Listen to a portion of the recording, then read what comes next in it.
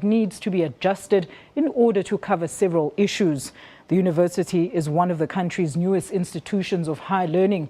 To talk to us about the findings of the Parliamentary Committee on Higher Education is our reporter Pepile Kunene in Nelspruit. Pepile, a very good afternoon to you and thank you for joining us. Now, Mpumalanga University is opening its doors to students for the second year. Tell us a bit about some of their challenges since opening last year, things like accommodation and enrollment, etc. And are those being looked into this year?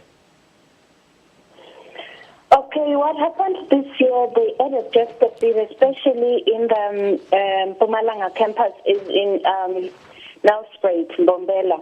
They've added to one fine from the number that they took last year, which was around 120. The issues that they are facing is issues of funding. The learners are supposed to be getting money from NSFAS, but apparently NSFAS has got a shortfall already. They had allocated the university 10 million rand for over 3 years. But within the first year, they had already used over 3 million, and not all the students have been covered. That's what the students are complaining about. There's also the fee structure, which was seen by the committee as another problem, because they understand it's a bit higher than it's expected for a newly established university. At the moment, they have challenged the university to sit down and do a research around other universities to find out how much for whatever is happening, be it accommodation, be it tuition, or whatever that they need to cover in the university, of which the university promised to work on it because they already realized as well that their fees, one made an example that their food is much more expensive than it is in UJ. UJ is an already established university. So with that, they are going to do a research by June. They have already consolidated their research and come up with a new structure, payment structure. And another issue that they raised was their budget. Apparently, their budget needs a bit of adjusting.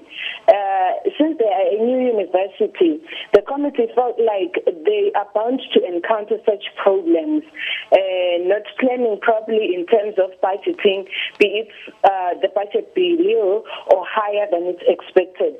So they need to adjust that a bit. So the university was there the whole time and they presented their problem as well. Then the portfolio committee, they'll submit their findings in Parliament and do a follow-up with the relevant minister. Pepile, right now we do understand, as you've just said, the Parliamentary Committee resolved that the varsity does need more funding. Tell us very quickly what they saw as the pressing need for increased budget, and also how soon will these be implemented? Okay, the committee couldn't commit on the time frame in which this will turn around, but they say they're still going to submit to Parliament, from Parliament to the minister, and then after it's submitted to the minister, they'll do a follow-up. In that follow-up, that's where they'll be able to find out how soon or when can all their recommendations be implemented. Thank you for there that. Were no at times touch time frames. All right, thank you for that. That's Pepile Kunene, live to us from Nelspruit, where Parliamentary Committee resolved that funding needed to be increased for the new University of